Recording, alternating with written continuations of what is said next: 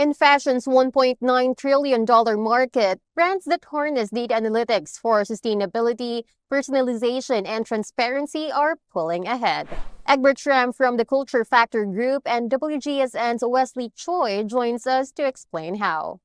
Welcome, Egbert and Wesley. Let's begin with the trends. What consumer trends are driving change in the region's fashion market? So, as consumers become more cautious of their spending due to economic uncertainties, they're divided between investing in trends that prioritize longevity and making emotional purchases motivated by the desire to be rebellious and different. With cost per wear and versatility in mind, there is a growing interest in demure office wear as workplace culture continues to play a significant role in APAC. From the fall-winter 2025 runway, it has been confirmed that brands are moving towards a more modern approach to sartorial styling, featuring soft volumes and relaxed silhouettes, as well as redefining classic tailoring. For example, the latest winner of the LVMH prize, Soshio-tsuki from Japan, has demonstrated the increasing importance of subtle suiting combined with a touch of nostalgia. An evolution from traditional feminine dressing, consumers are contrasting ultra-feminine items like the tiered miniskirt in darker tones and incorporating a grunge-like approach to express their personal style and challenge the norm. As AI acceptance grows, Asian consumers will be expecting services that incorporate deep personalization to meet with their diverse needs. As seen now, there is a rising interest in charms and accessories to showcase their individuality, and the importance of personalization will slowly evolve into a macro trend and becoming a rising demand from consumers. I'd say the most important one is personalization and the emotional relevance of brands as an expectation, especially by younger consumer groups. Sustainability being a real big thing, no longer greenwashing, but actually a living habit of organizations as an important factor for consumers to consider purchases. And the last one, it's also about how to use culture as a brand strength. And how are leading brands using data analytics to respond to these trends? Wesley? Given the difficult retail landscape and the influence of AI, brands are challenged more than ever to make data-backed decisions and increase their precision in product offering, and as well as assortment building.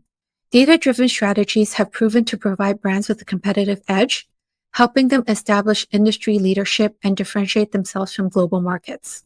Brands are now cross-referencing forecasts, catwalk analytics, and sales data against their assortment to ensure that they're making calculated investments and buying into the right trends.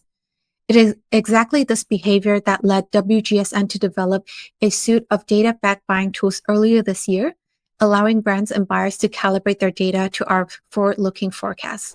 So I'd say one is really understanding who is your core consumer. And I'm not talking about the traditional metrics in terms of income level, education level, location, but really about what are the values that your community of users, literally the word community of users, have.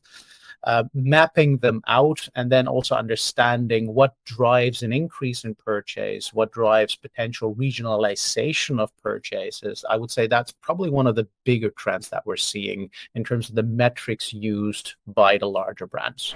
Now moving on to the measurable results, what have been achieved from successful data-driven strategies? Data plays a pivotal role in the fashion and retail industry.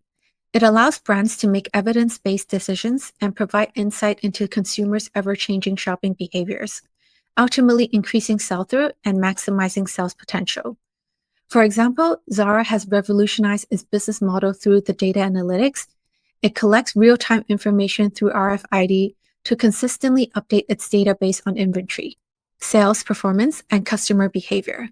This information will then help accurately predict consumer behavior and optimize sales inventory levels, as well as determine product offering with the highest transaction rate.